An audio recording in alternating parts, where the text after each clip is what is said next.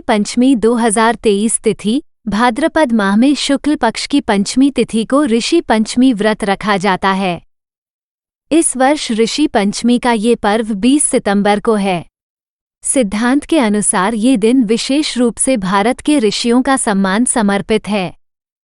ऋषि पंचमी 2023 तिथि हिंदू पंचांग के अनुसार भाद्रपद माह शुक्ल पक्ष की पंचमी तिथि को ऋषि पंचमी व्रत रखा जाता है। ये पर्व गणेश चतुर्थी के एक दिन बाद मनाया जाता है। इस वर्ष ऋषि पंचमी का ये पर्व 20 सितंबर को है।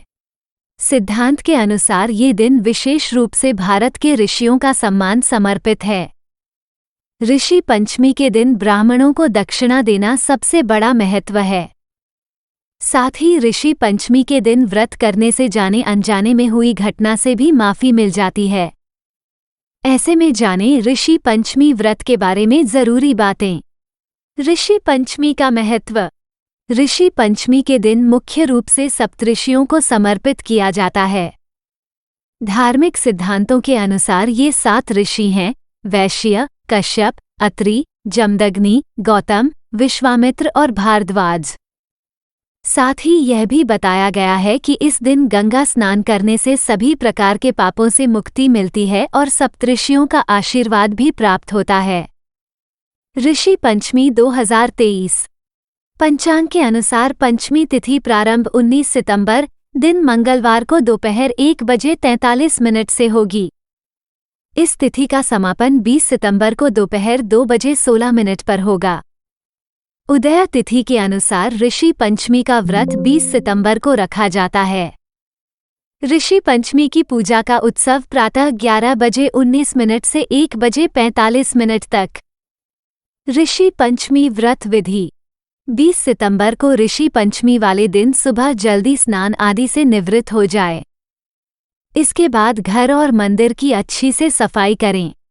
इसके बाद पूजन की सामग्री जैसे धूप, दीप, फल, फूल, घी, पंचामृत आदि संयोजन द्वारा एक वस्त्र पर लाल या पीले रंग के वस्त्र रखे जाते हैं। ऑफिस पर सप्तऋषि की तस्वीरें। आप दीक्षा तो इस दिन अपने गुरु की तस्वीर भी स्थापित कर सकते हैं। अब उन्हें फल, फूल और नैवेद्य आदि निका अपनी गलती के लिए क्षमा याचना दें। इसके बाद सभी में आरती करें और प्रसाद चढ़ाएं। पौराणिक कथा। सतयुग में वेदांग जानने वाला सुमित्र नाम का ब्राह्मण अपनी स्त्री जयश्री के साथ रहता था। वे खेती करके जीवन निर्वाह करते थे। उनके पुत्र का नाम सुमति था, जो पूर्ण पंडित और अतिथि सत्कार करने वाला था। समय आने पर संयोगवश दोनों की मृत्यु एक ही साथ हुई। जयश्री को कुतिया का जन्म मिला और उसका पति सुमित्र बैल बना। भाग्यवश दोनों अपने पुत्र सुमति के घर ही रहने लगे। एक बार सुमति ने अपने माता पिता का श्राद्ध किया।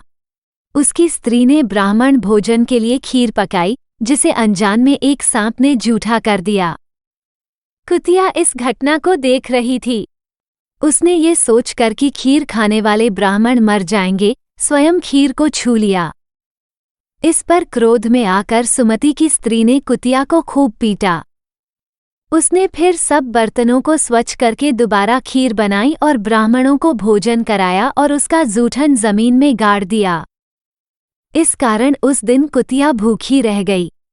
जब आधी रात का समय हुआ तो कुतिया बैल के पास आई और सारा वृतांत सुनाया। बैल ने दुखी होकर कहा, आज सुमति ने मुंह बांधकर मुझे हल में जोता था और घास तक चरने नहीं दिया। इससे मुझे भी बड़ा कष्ट हो रहा है।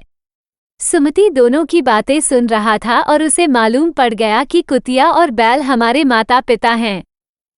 उसने दोनों को पेट भर भोजन कराया और ऋषियों के पास जाकर माता पिता के पशु योनि में जन्म लेने का कारण और उनके कल्याण का उपाय पूछा। ऋषियों ने उनके उद्धार के लिए ऋषि पंचमी का व्रत करने को कहा।